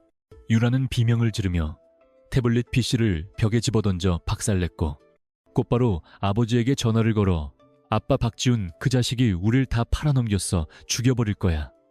당장 변호사 바꿔서 그 새끼가 주범이라고 몰아붙여 라고 고래고래 소리를 질렀다. 서연의 예상대로 이간질은 완벽하게 성공했고, 이제 두 악당은 서로의 목을 조르기 위해 치열한 진흙탕 싸움을 시작할 것이었다. 한편 해성그룹 보안팀은 지훈이 말한 오피스텔 지하 창고에서 비밀 장부를 확보하는 데 성공했다. 한서연은 그 장부를 손에 들고 강도진의 집무실로 향했는데 이 장부야말로 태양건설을 완전히 무너뜨리고 해성그룹이 그들의 자산을 헐값에 인수할 수 있게 해줄 마스터키였다. 서연은 도진의 책상 위에 장부를 올려놓으며 약속했던 선물이에요. 이걸로 해성은 건설업계의 1인자가 될 수 있을 거예요. 라고 말했다. 도진은 장부와 서연을 번갈아 바라보며 깊은 만족감을 드러냈다. 당신은 정말 최고의 파트너야. 이 빚은 평생 갚아도 모자라겠어. 두 사람은 서로를 마주보며 미소 지었고 창밖으로 지는 석양은 그들의 승리를 축하하듯 붉게 타오르고 있었다. 이제 모든 판은 깔렸다. 박지훈은 자신이 살기 위해 던진 승부수가 오히려 자신을 겨누는 부메랑이 되었음을 깨닫고 구치소 독방에서 공포에 떨고 있을 것이고, 최유라는 배신감에 치를 떨며 파멸의 길로 폭주하고 있었다. 한서연은 유리창에 비친 자신의 모습을 바라보며 2년 전 빗속에서 울던 여자는 이제 없음을 다시 한번 확인했다. 그녀는 이제 단순한 복수자가 아니라 거대한 제국을 움직이는 냉혹하고도 매력적인 여왕으로 다시 태어난 것이다. 그리고 곧 다가올 마지막 재판은 그녀의 대관식이 될 예정이었다. 서울중앙지방법원 417호. 대법정의 공기는 팽팽하게 당겨진 활시위처럼 언제 끊어질지 모를 긴장감으로 가득 차 있었고, 방청석을 가득 메운 취재진과 재계 관계자들의 시선은 피고인석과 증인석을 오가며 숨 가쁘게 움직이고 있었다. 대한민국을 떠들썩하게 만든 태양건설 비자금 및 불법 로비 사건의 1심 선고 공판이 열리는 날이었기에 법정 밖에는 이른 아침부터 진실 규명을 요구하는 시민단체의 시위 소리가 희미하게 들려왔다. 피고인석에 앉은 박지우는 초췌하다 못해 영혼이 빠져나간 듯한 모습으로 바닥만 응시하고 있었는데, 그의 옆에 앉은 최유라와 그녀의 변호인단은 서로에게 눈길조차 주지 않은 채 살벌한 냉기류를 형성하고 있었다. 반면 방청석 맨 앞줄 가장 잘 보이는 상석에는 해성그룹의 강도진 회장과 한서연 이사가 마치 오페라를 관람하러 온 귀족들처럼 우아하고 여유로운 자태로 앉아 재판의 시작을 기다리고 있었다. 재판장이 입장하고 엄숙한 분위기 속에서 검사의 구형 이유 설명이 시작되자 법정 내부는 더욱 무겁게 가라앉았는데, 검사는 피고인들이 기업 윤리를 저버리고 수백억 원대의 비자금을 조성하여 주주들과 협력업체들에 막대한 피해를 입혔음을 강하게 질타했다. 특히 검사는 이번 사건이 단순한 경제 범죄를 넘어 정관계 로비로까지 이어진 권력형 게이트임을 강조하며 피고인들에게 법정 최고형을 구형했다. 박지훈은 검사의 입에서 징역 15년이라는 숫자가 나오는 순간 다리에 힘이 풀려 주저앉을 뻔했고, 옆자리의 최유라는 신경질적으로 입술을 물어뜯으며 자신의 변호사에게 무언가 다급하게 속삭였다. 지우는 아직 희망의 끈을 놓지 않고 있었는데, 그는 한서연이 약속했던 대로 해성그룹의 힘을 써서 자신을 구해줄 것이라는 착각 속에 빠져 있었기 때문이었다. 그러나 변호인 최후 변론이 시작되자마자 박지훈의 그 얄팍한 믿음은 산산조각이 나버렸는데, 최유라 측 변호인이 자리에서 일어나 모든 책임을 박지훈에게 전가하는 충격적인 발언을 쏟아냈기 때문이었다. 변호인은 존경하는 재판장님, 피고인 최유라는 경영실무의 어두운 명목상의 이사였을 뿐이며 모든 불법 행위는 당시 전략기획팀장이었던 박지훈 피고인이 자신의 입지 강화를 위해 단독으로 기획하고 실행한 것입니다. 라고 주장했다. 그는 박지훈이 최유라의 가스라이팅 피해자가 아니라 오히려 최유라의 배경을 이용하려 했던 파렴치한 사기꾼으로 몰아가며 최유라는 박지훈에게 속아 도장을 찍어준 피해자라고 호소했다. 지훈은 너무나 뻔뻔한 거짓말에 경악하여 벌떡 일어나 거짓말이야, 다 네가 시킨 거잖아 라고 소리쳤지만 법정 경위들에 의해 즉시 제지당하고 강제로 자리에 앉혀졌다. 박지훈은 억울함에 눈물이 고인 채 방청석의 한서연을 바라보며 구원의 눈빛을 보냈지만 서연은 그저 차갑게 팔짱을 낀 채 그 광경을 즐기고 있을 뿐이었다. 그때 검찰 측이 새로운 증거를 제출하겠다며 판사에게 USB 하나를 건넸는데, 그것은 바로 며칠 전 구치소 접견실에서 서연이 녹음했던 박지훈의 자백 파일이었다. 법정 스피커를 통해 박지훈의 목소리가 흘러나오기 시작하자 장내는 순식간에 아수라장이 되었다. 최유라, 그녀는 악마야. 나를 노예처럼 부려먹고 시키는 대로 안 하면 죽여버리겠다고 협박했어. 그 아비랑 짜고 친 고스톱이라고. 파일 속 지훈의 적나라한 욕설과 폭로는 최유라가 피해자 코스프레를 하고 있다는 주장을 완벽하게 반박하는 결정적인 증거였다. 녹음 파일이 재생되는 동안 최유라의 얼굴은 홍당무처럼 붉어졌다가 이내 창백하게 질려버렸는데, 그녀는 자신이 박지훈에게 뒤집어 씌우려던 계획이 수포로 돌아갔음을 깨닫고 이성을 잃기 시작했다. 그녀는 체면도 잊은 채 피고인석에서 벌떡 일어나 박지훈을 향해 핸드백을 휘두르며 이 배신자 새끼야, 내가 너한테 해준 게 얼만데 감히 내 뒤통수를 쳐. 너 같은 거 거적이나 주워. 입던 거 사람 만들어 놨더니 라고 악을 썼다. 법정 경위들이 달려들어 두 사람을 떼어놓았지만 이미 그들의 추악한 민낯은 전 국민이 지켜보는 가운데 낱낱이 까발려진 뒤였다. 방청석에서는 혀를 차는 소리와 비웃음이 터져나왔고 기자들은 이 막장 드라마 같은 상황을 놓치지 않으려 연신 플래시를 터뜨렸다. 박지훈은 멍하니 바닥에 떨어진 자신의 안경을 바라보며 허탈한 웃음을 흘렸는데 그는 이제야 한서연이 자신을 구하러 온 것이 아니라 확인 사살을 하러 왔음을 뼈저리게 깨달았다. 서연은 지훈이 최유라를 물어뜯게 만들고 동시에 그 증거로 지훈 자신도 빠져나갈 구멍을 막아버린 것이었다.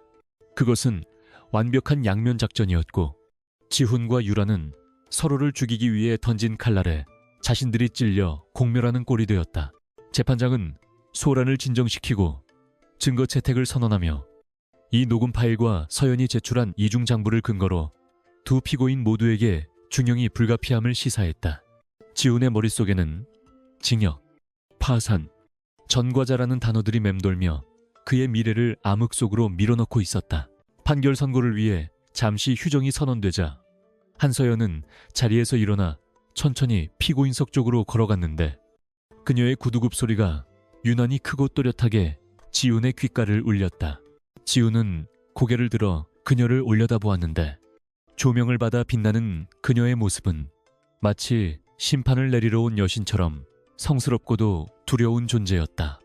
서연은 아크릴벽 너머의 지훈에게 다가가 나직하게 하지만 뼈에 사무칠 정도로 차가운 목소리로 속삭였다. 어때? 네가 그토록 원하던 상류사회의 민낯이 서로 뜯어먹고 배신하는 게 네가 꿈꾸던 성공이었니? 그녀의 질문은 지훈의 가슴을 후벼 팠고 그는 아무런 대꾸도 하지 못한 채 눈물만 흘렸다. 박지훈은 흐려진 시야 너머로 서연의 등 뒤에 서 있는 강도진 회장을 보았는데 도진은 서연의 어깨를 감싸며 든든한 버팀목이 되어주고 있었다. 그 모습은 과거 지훈 자신이 서연에게 해주었어야 했지만 오만함 때문에 걷어차버렸던 바로 그 자리였다. 순간 지훈의 뇌리에는 5년 전 좁은 고시원에서 서연과 함께 컵라면을 먹으며 나중에 성공하면 꼭 호강시켜줄게 라고 약속했던 기억이 섬광처럼 스쳐 지나갔다. 그때의 행복했던 기억과 지금의 처참한 현실이 대비되면서 지훈은 자신이 잃어버린 것이 돈이나 명예가 아니라 자신을 진정으로 사랑해주고 빛나게 해주었던 유일한 사람인 한서연 그 자체였음을 뒤늦게 아주 고통스럽게 깨달았다. 그 깨달음은 단순한 후회를 넘어 박지훈의 정신을 붕괴시키는 기폭제가 되었는데 그는 갑자기 미친 사람처럼 웃기 시작하더니 이내 괴기스러운 울음소리로 바뀌어 법정을 공포로 몰아넣었다. 그는 자리에서 일어나려 발버둥 치며 아크릴벽을 주먹으로 쾅쾅 두드렸고 서연을 향해 목이 터져라 소리를 질렀다. 서연아, 내가 잘못했어. 내가 미쳤었어. 저 돈 다 필요 없어. 제발 나 좀 봐줘. 혜성그룹 사모님 안 해도 되잖아. 우리 다시 시작하자. 응, 내가 널 버린 게 아니야. 내가 내 눈을 찌른 거라고. 그의 절규는 구차하다 못해 처절했지만 이미 떠나버린 버스를 잡으려는 취객의 주정처럼 공허하게 메아리 칠 뿐이었다. 법정 안에 있던 사람들은 갑작스러운 지훈의 발작에 경악하며 웅성거렸고 최유라조차 공포에 질려 그에게서 멀어지려 했다. 하지만 한서연은 눈 하나 깜짝하지 않고 그 광경을 지려보다가 천천히 뒤를 돌았다. 그녀의 뒷모습은 너무나도 단호하고 냉정해서 마치 지훈이라는 존재를 세상에서 지워버린 듯 했다. 서연이 도진의 팔짱을 끼고 법정 출구로 향하자 지훈의 발악은 더욱 심해졌다. 가지마, 서연아. 나 두고 가지마. 너 없으면 나 아무것도 아니야. 나 진짜 아무것도 아니라고. 으아, 교도관들이 달려들어 그를 바닥에 제압하고 수갑을 채웠지만 그는 짐승처럼 울부짖으며 바닥을 긁어댔다. 끌려나가는 박지훈의 시선은 끝까지 멀어지는 서연의 뒷모습에 고정되어 있었는데 그의 눈에는 핏발이 서고 초점이 풀려 광기가 번들거리고 있었다. 그는 자신이 황금알을 낳는 거위를 죽이고 스스로 지옥 불구덩이로 뛰어들었음을 인정할 수 없어 정신을 놓아버린 것이었다. 그는 서연이 만들어준 허상의 성공에 취해 진짜 주인을 알아보지 못했고 그 대가로 모든 것을 박탈당한 채 영원한 후회라는 감옥에 갇히게 되었다. 법정문이 닫히며 서연의 모습이 사라지는 순간 지훈의 세상도 완전히 암전되었고 그의 입에서는 의미를 알 수 없는 헛소리만이 흘러나왔다. 재판이 재개되고 판사는 박지훈에게 징역 12년, 최유라에게 징역 8년을 선고하며 두 사람의 죄를 엄중히 꾸짖었다. 최유라는 그 자리에서 실신하여 병원으로 실려나갔고 박지훈은 넋이 나간 채 질질 끌려나갔다. 혜성그룹 법무팀은 승리의 미소를 지으며 서류를 정리했고 방청석의 사람들은 정의가 구현되었다며 박수를 보냈다. 하지만 법정 밖으로 나온 한서연의 표정은 승리감보다는 깊은 해방감에 가까웠다. 그녀는 쏟아지는 기자들의 플래시 세례를 받으며 도진의 에스코트를 받아 대기하고 있던 리무진에 올랐다. 차가운 겨울바람이 그녀의 머리카락을 스치고 지나갔지만 그녀의 마음속에는 이제 따뜻한 봄이 오고 있었다.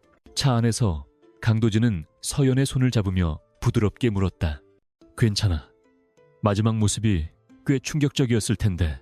서연은 창밖으로 멀어지는 법원 건물을 바라보다가 도진을 향해 미소 지었다. 아니요. 오히려 마음이 편해요.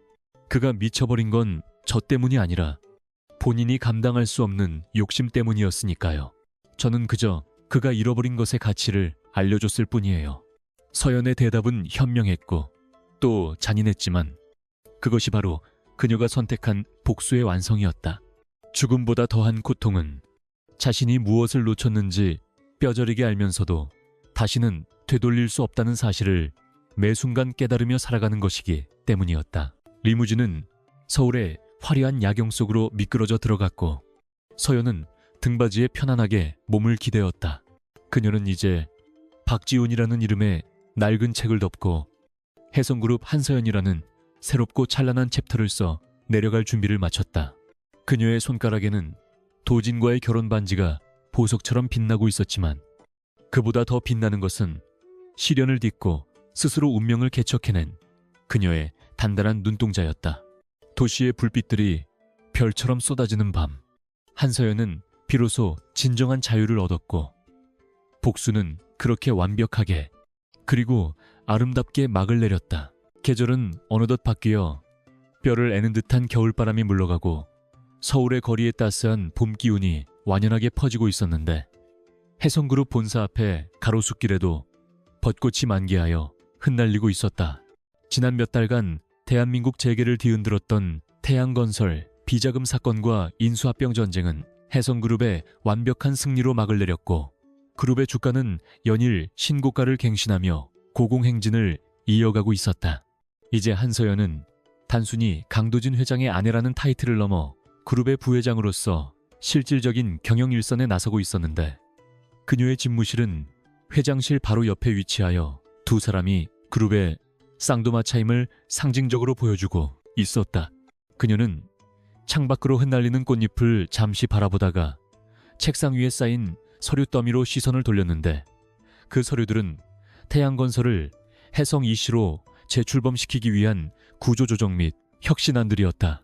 한서연은 인수된 태양건설의 부패한 조직 문화를 뿌리 뽑기 위해 대대적인 인사, 칼바람을 일으켰는데 박지훈과 최유라의 측근으로 분류되던 무능한 임원들은 전원 해임되었고 그 자리는 실력은 있으나 배경이 없어 빛을 보지 못했던 젊은 인재들로 채워졌다. 그녀는 과거 자신이 박지훈을 위해 밤새워 만들었던 시스템들을 이제는 자신의 이름으로 당당하게 적용시켰고 직원들은 합리적이고 투명한 그녀의 경영 방식에 환호하며 충성을 맹세했다.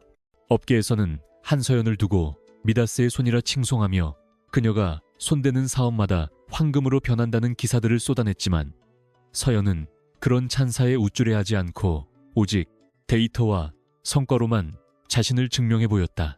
그녀에게 있어 진정한 복수는 그들을 감옥에 보내는 것에서 끝나는 것이 아니라 그들이 망쳐놓은 회사를 보란듯이 성공시켜 그들의 무능함을 영원히 박제하는 것이었다. 그때 노크 소리와 함께 강도진 회장이 집무실로 들어왔는데 그의 손에는 비서가 타온 커피 대신 직접 내린 향긋한 허브티 두 잔이 들려 있었다. 도진은 경무에 시달리는 서연을 위해 잠시 휴식을 권하며 소파에 마주 앉았는데 그의 눈빛에는 초기에 있었던 경계심이나 계산적인 태도는 온데간데 없고 깊은 신뢰와 애정이 담겨 있었다. 그는 서연에게 당신 덕분에 이번 주주총회는 역대 가장 평화로웠어. 늙은 이사들이 당신의 실적 앞에서는 입도 뻥긋 못하더군. 이라며 웃음 지었다. 도지는 서연과의 결혼이 자신의 인생에서 가장 탁월한 투자였음을 인정하고 있었고 서연 역시 도진이 자신에게 무한한 신뢰와 권한을 주었기에 자신의 잠재력을 폭발시킬 수 있었음을 잘 알고 있었다. 두 사람의 관계는 차가운 계약서 위에서 시작되었지만 이제는 그 어떤 뜨거운 연애보다 더 단단한 전우애와 파트너십으로 묶여 있었다. 서연은 찻잔을 내려놓으며 도진에게 감옥에 있는 박지훈의 근황을 넌지시 물었는데 그것은 미련 때문이 아니라 일종의 사후 보고를 확인하는 차원이었다. 도진의 보고에 따르면 박지훈은 수감된 이후 급격한 정신 이상 증세를 보이며 독방에 격리되었는데 하루 종일 벽을 보고 서연의 이름을 중얼거리거나 허공에 대고 용서를 비는 등 폐인이나 다름없는 생활을 하고 있다고 했다. 한편 최유라의 집안은 해성그룹의 손해배상 소송과 국세청의 세무조사를 견디지 못하고 파산 선고를 받았으며 최유라는 감옥 안에서도 다른 수감자들과 어울리지 못하고 왕따를 당하며 비참한 나날을 보내고 있다는 소식이었다. 그 이야기를 듣는 서연의 표정은 호수처럼 잔잔했는데 그녀는 그들의 불행에 대해 통쾌함이나 연민 어느 쪽도 느끼지 않는 완전한 무관심의 상태에 도달해 있었다. 한서연은 도진에게 이제 그 사람들은 제 기억 속에서 완전히 지워졌어요. 과거의 그림자에 얽매이기에는 우리가 앞으로 해야 할 일들이 너무 많으니까요. 라고 담담하게 말했다. 그녀는 더 이상 누군가를 증오하는데 에너지를 낭비하고 싶지 않았으며 오직 해성그룹을 글로벌 톱티어 기업으로 성장시키는 미래의 비전에만 집중하고 싶었다. 도진은 그런 서연의 손을 따뜻하게 감싸주며 맞아 우리는 뒤를 돌아보는 사람들이 아니라 앞을 보고 달리는 사람들이니까. 그리고 이제는 당신 혼자가 아니라 내가 항상 옆에 있을 거야. 라고 약속했다. 그 말은 서연에게 그 어떤 사랑 고백보다 더 큰 안정감을 주었고 그녀는 비로소 자신이 2년 전 빗속에서 잃어버렸던 것이 사실은 아무것도 아니었음을 오히려 더 큰 세상을 얻기 위한 수업료였음을 확신하게 되었다. 오후 늦게 한서연은 다가올 글로벌 경제 포럼 연설을 준비하기 위해 잠시 홀로 생각에 잠겼는데 그녀는 문득 2년 전 박지훈에게 버림받고 빗속을 걸으며 다짐했던 순간을 회상했다. 그때는 세상을 다 잃은 것 같은 절망감과 분노가 그녀를 지배했지만 지금 생각해보면 그날의 비는 그녀를 씻어내고 다시 태어나게 한 세례와도 같았다. 그녀는 자신이 만약 박지훈과 결혼했다면 그저 그런 내조의 여왕으로 남아 남편의 성공 뒤에 가려진 채 평생을 살았을 것이라는 끔찍한 가정을 해보았다. 하지만 운명은 그녀를 벼랑 끝으로 밀어넣음으로써 그녀가 날개가 있다는 사실을 깨닫게 해주었고 그녀는 이제 누구의 아내나 그림자가 아닌 한서연이라는 이름 석자로 세상의 중심에 우뚝 서 있었다. 퇴근 시간이 다가오자 서울의 도심에는 하나둘씩 불이 켜지기 시작했고 서연은 집무실의 통유리창 앞에 서서 발 아래 펼쳐진 화려한 야경을 내려다보았다. 수많은 빌딩 숲 사이로 개미처럼 작게 보이는 자동차들의 행렬과 바쁘게 움직이는 사람들의 모습은 그녀가 서 있는 이곳이 얼마나 높은 곳인지를 실감하게 해주었다. 그녀는 유리에 비친 자신의 모습을 바라보았는데 그곳에는 더 이상 눈물 젖은 약한 여자가 아니라 자신감 넘치고 우아한 카리스마를 지닌 리더가 서 있었다. 그녀의 눈동자는 도시의 불빛보다 더 밝게 빛나고 있었고 입가에 맺힌 미소는 여유로움과 성취감으로 가득 차 있었다. 그녀는 스스로에게 속삭였다. 잘했어. 서연아, 넌 결국 너 자신을 구원해냈어. 그때 강도진이 외투를 챙겨 입고 다가와 서연의 어깨에 손을 올리며 퇴근을 재촉했는데 오늘은 두 사람의 결혼 1주년이 되는 날이기도 했다. 도진은 오늘 저녁은 당신이 좋아하는 스카이라운지 예약해뒀어. 그리고 당신에게 줄 선물도 준비했고 라며 은근한 미소를 지었다. 서연은 도진을 바라보며 장난스럽게 물었다. 또 다른 인수합병 서류는 아니겠죠. 도진은 소리내어 웃으며 글쎄, 어쩌면 당신이 더 좋아할 만한 것일 수도 있지. 세상을 다 가진 여자에게 줄 수 있는 건 내 마음밖에 없더군. 이라고 농담을 건넸다. 두 사람은 서로를 마주보며 웃음을 터뜨렸고 그 웃음소리는 넓은 집무실을 따뜻하게 채웠다. 엘리베이터를 타고 1층 로비로 내려오자 수많은 직원들이 허리를 굽혀 그들에게 인사를 건넸고 서연과 도진은 당당한 발걸음으로 회전문을 빠져나왔다. 밖에는 부드러운 봄바람이 불어오고 있었고 대기하고 있던 검은색 리무진의 문을 기사가 정중하게 열어주었다. 서연은 차에 오르기 전 잠시 멈춰서서 밤하늘을 올려다보았는데 2년 전 그날처럼 비가 오는 것이 아니라 맑은 하늘에 별이 총총히 박혀 있었다. 그녀는 그 별들을 보며 자신이 걸어온 길고 험난했던 터널이 끝났음을, 그리고 이제 펼쳐질 길은 꽃길이 될 것임을 직감했다. 그녀는 박지훈에게 복수하기 위해 시작한 여정이었지만 그 끝에서 만난 것은 복수의 완성이 아니라 자기 자신의 완성이었다. 차 안에서 서연은 도진의 손을 잡으며 조용히 말했다. 회장님, 아니, 여보, 고마워요. 내 손을 잡아줘서. 도진은 서연의 손등에 입을 맞추며 대답했다. 아니, 내가 더 고맙지. 내 인생에 나타나줘서. 당신은 나의 최고의 파트너이자 유일한 사랑이야. 리무진은 서울의 밤거리를 미끄러지듯 달려나갔고 서연은 창밖의 풍경을 바라보며 편안하게 눈을 감았다. 그녀의 머릿속에는 내일 처리해야 할 업무 리스트와 새로운 프로젝트에 대한 구상이 떠오르고 있었지만 그것은 스트레스가 아니라 가슴 뛰는 설렘이었다. 그녀는 이제 두려울 것이 없었다. 그녀는 자신의 운명을 스스로 개척한 여왕이었고 그녀의 제국은 이제 막 황금기를 맞이하고 있었다. 이야기는 여기서 끝이 나지만 한서연의 전설은 이제부터 시작될 것이었다. 그녀는 앞으로도 수많은 도전과 위기에 직면하겠지만 결코 무릎 꿇지 않을 것이며 언제나처럼 냉철한 이성과 뜨거운 가슴으로 세상을 호령할 것이다. 누군가는 그녀를 독하다고 비난할 것이고 누군가는 그녀를 동경하겠지만 그녀는 남들의 시선 따위에는 아랑곳하지 않고 자신의 길을 묵묵히 걸어갈 것이다. 2년 전 비 오는 날 버림받았던 여자는 죽었고 그 자리에는 찬란하게 빛나는 태양 같은 여자가 다시 태어났다. 이것은 복수극이 아니라 한 여자의 위대한 성장기이자 승리의 기록이었다.